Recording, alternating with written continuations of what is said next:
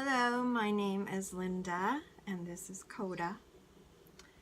I am making my first video in which I want to be able to help some people with their spiritual journey here. This being my first video is probably not going to be very good or professional, and as I get used to doing this it should get better. But this one is actually a message that I need to get out, that I tried to get out actually via letters to churches, and it is a message to the leaders of the churches and different religions. I don't believe that God created religion. I believe man did. So this is for any teachers and leaders of different religions. This was my mom and my son. She was very loved. And 2 nights before I got a call about her, I had a dream of her husband. And I had asked him what he was doing here, and he had said that God was allowing him to spend 24 hours with my mother.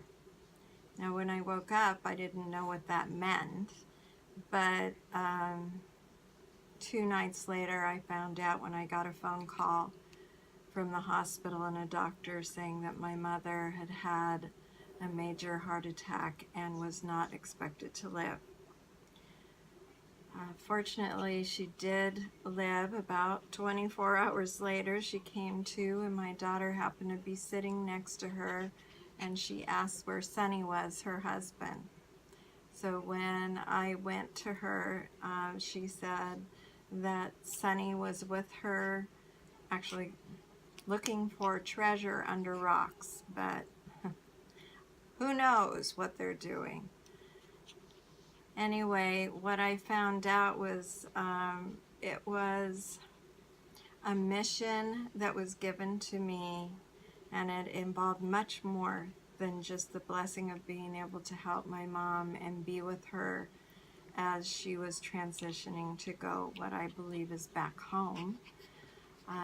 In religions, I know everybody believes in different things. I believe in Jesus. I was actually raised atheist, and when I was 21, I had a dream also that he came to me, and he explained to me all about why God did what he does and the world and all kinds of stuff, and that's a whole story in itself. But so when I was going through this with Mom, I was very curious about what she was going through during the whole thing. She was so brave. I can't even explain how brave and at peace she was, though she never would admit that she was dying. In a way, I don't think we do die, we just go home. However, during this time, what I found was that churches are not very involved in the death of the people that go to their churches and support them. And I found this terrible. Another thing was that hospice told me that people, I mean, as you're watching this right now, there is someone, and probably more than one, in your hometown that is dying alone at home, and they're scared, and they have nobody. They don't have a daughter, they don't have a son, they don't have family, friends, churches to help them or to comfort them. What did Jesus teach? What does most religion teach? It's about love. You're supposed to love God, and you're supposed to love others, your neighbors, your family, strangers. And I believe that churches need to get more involved in this. Families, yes, sometimes families can't do everything, and I understand that. You do what you can do, though.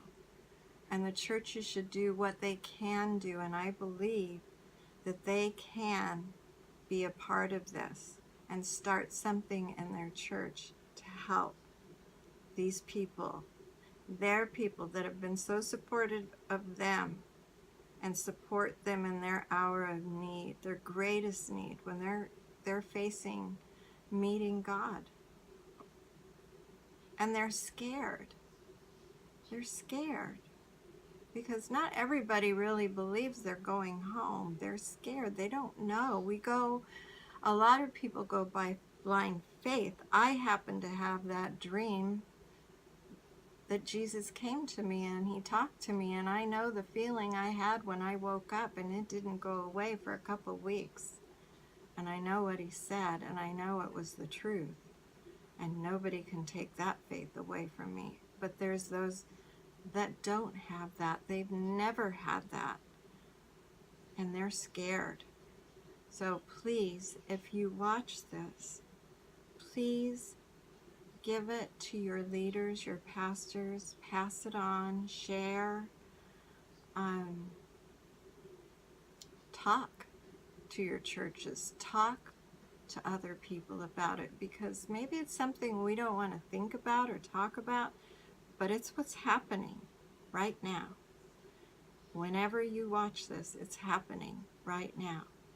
And what my mission is that nobody dies home alone. So I want to thank you for watching this and meeting Coda. And I do have other things that I do want to share on my spiritual journey that I think that can help you understand some things. But that is one message that's been important that needs to go out. I did write a letter about a year after she had passed away, about 9-10 years ago, and didn't get a response from the churches, so that was bad. So please pass this on, share it, or talk about it at least. It needs to be addressed. Again, thank you for listening. We'll talk later.